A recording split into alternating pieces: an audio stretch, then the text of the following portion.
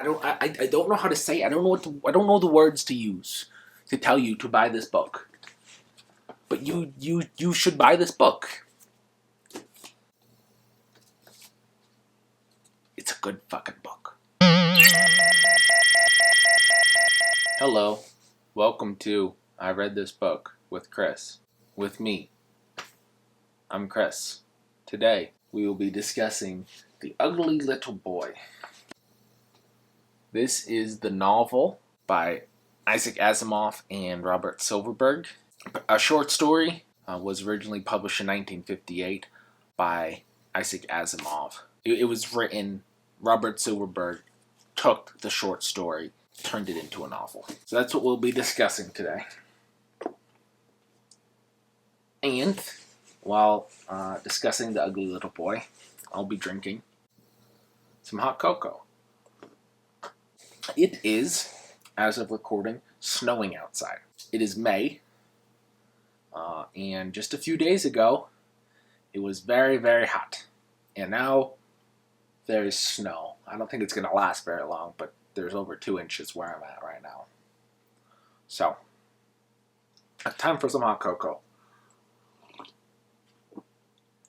The Ugly Little Boy is basically a science fiction story about what if a corporation were able to invent time travel in order to pull objects out of the past and bring them to today. What if they were able to do that with a Neanderthal child?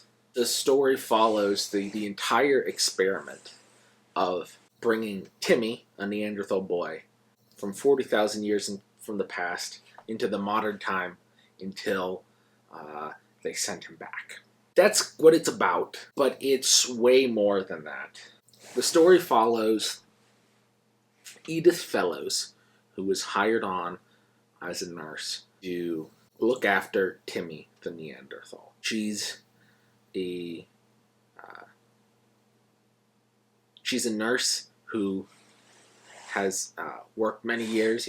She's quite proficient as a nurse, and for whatever reason was unable to have a child of her own. This broke up her marriage, so she's divorced. She has no one except for her work, and she left her job at a hospital in order to be full-time caretaker for Timmy. It looked like an interesting job, and when they first pulled Timmy, the Neanderthal, at first she was freaked out. Who is this ape boy? He's not even human. What's going on? And when asked, okay, if you would like, you don't have to work here anymore. Are you quitting? She's like, no, I'll look after him. And then we follow her. The book is mainly from her perspective over several years as she looks after Timmy, comes to point after point of struggles. Her struggling with the experiment. Her struggling with, one, what does it mean to be human? Neanderthals are human. They're a subspecies of human, according to the science of this book, which I believe is right. They are our cousins. We now know that we are most Europeans are part Neanderthal. So they're closely related to us, but how close are they, and how close does it need to be human? They look different, act similar but different. What does this mean? At every point she comes across something, and she's like, but he's not really human. Then all of a sudden, Timmy goes and shows, no, I'm just as human as the rest of you are. This happens repeatedly until, after several years of watching after Timmy and the experiment comes to an end, she is wrestling with, what does it mean to be human? What does it mean to look after someone who is human and yet not human in the same way? And there's discussion about, there's a little bit of discussion, not a whole lot, about race? What does it mean to, you know? And it's like, well, all modern humans are of the same species. We're so much more closely related than Neanderthals were to us. This originally, first book being written in 1958, the first short story being written in 1958, you do sort of wonder about the racial questions. You also see the relationship between Edith Fellows, Miss Fellows, as she's called throughout the book, and Gerald Hoskins. Gerald Hoskins is one of the scientists who made this stasis machine work. He figured out the science for it and was able to create it. And as they turned it into a company, after a little while they realized the businessmen did not know enough about the science in order to make the business work. So Gerald, being capable enough, he created the science, and then he became CEO. He's the one who hired Edith. And her role is purely looking after Timmy. She is purely maternal figure in this book. She's the mother looking after. And they're her struggles with Gerald, who needs to make the place run, needs to make everything work. He created the science, so he's after how does the world work, how does truth work.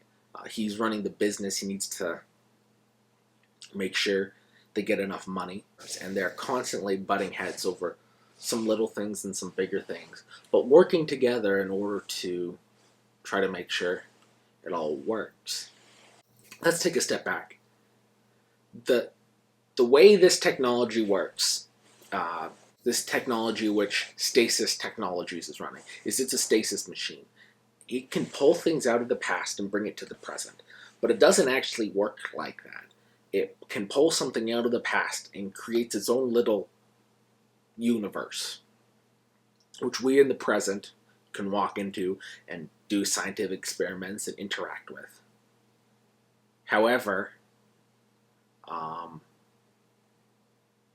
the items that you pull from the past need to stay in the stasis, because if they try to come out,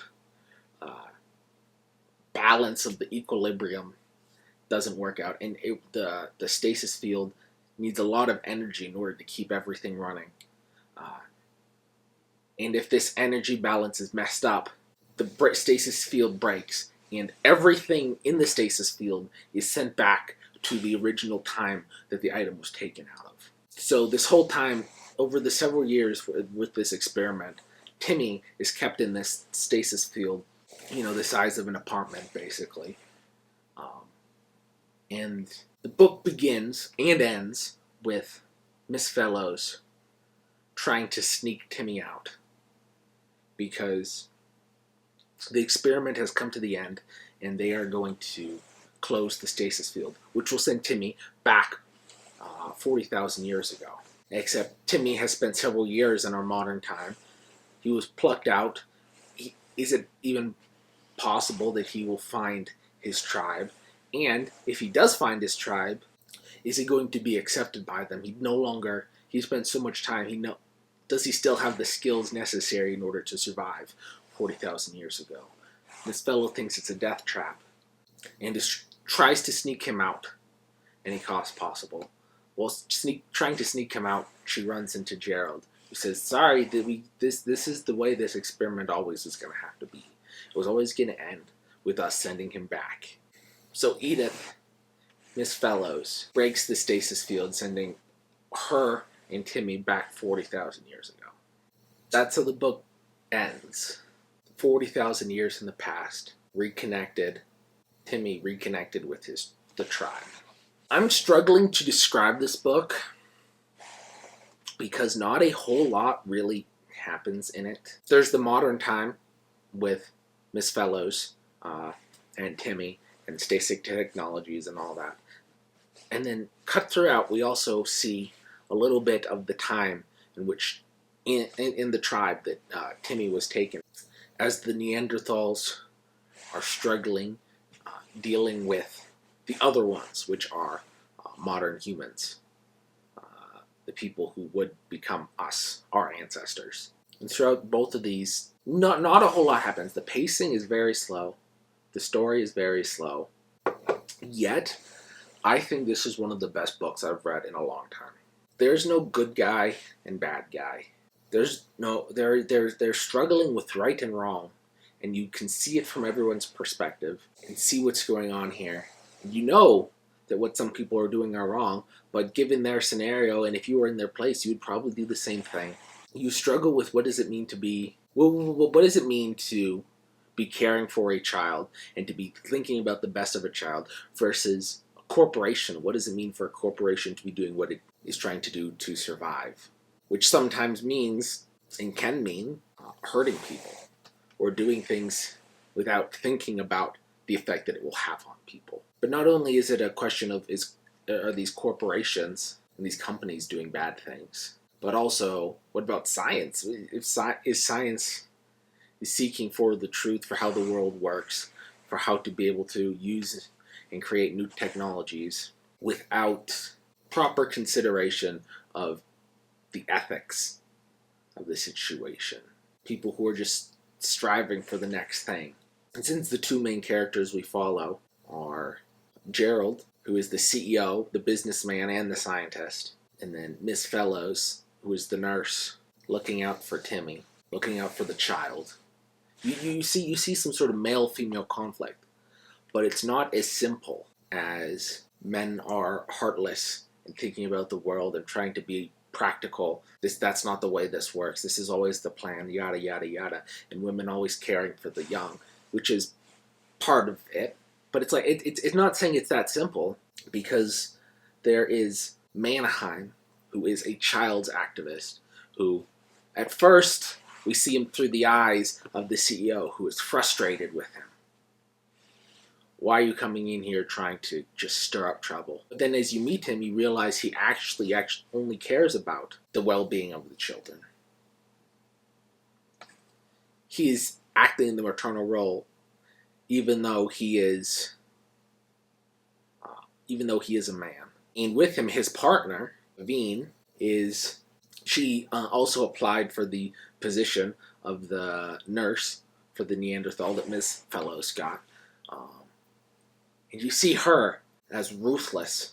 She is a scientist. She was high-strung, always searching for improving herself.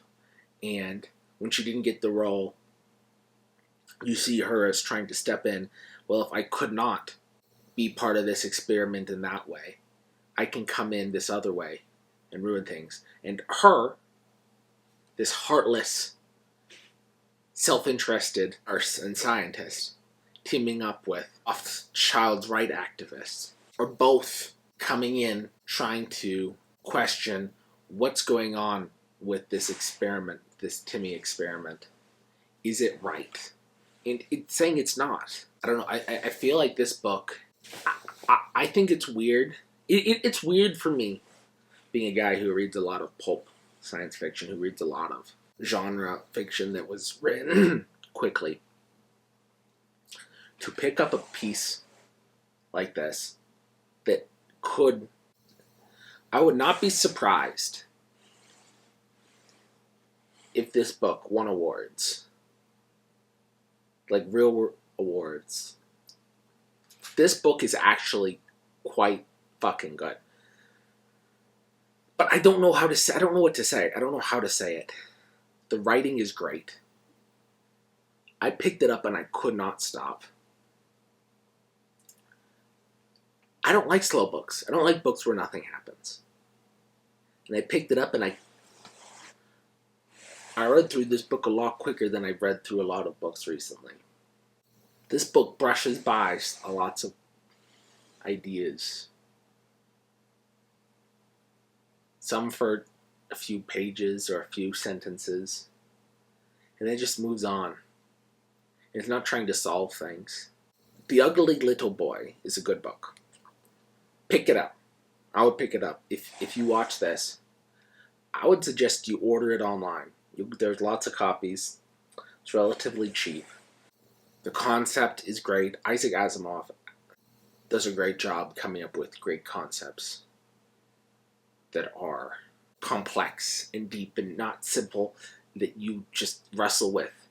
And Robert Silverberg did a great job of taking that short story and expanding it out with beautiful writing and just putting ideas, concepts in your head. I don't know how to say it. I don't know the words to use to tell you to buy this book. But you should buy this book. It's a good fucking book.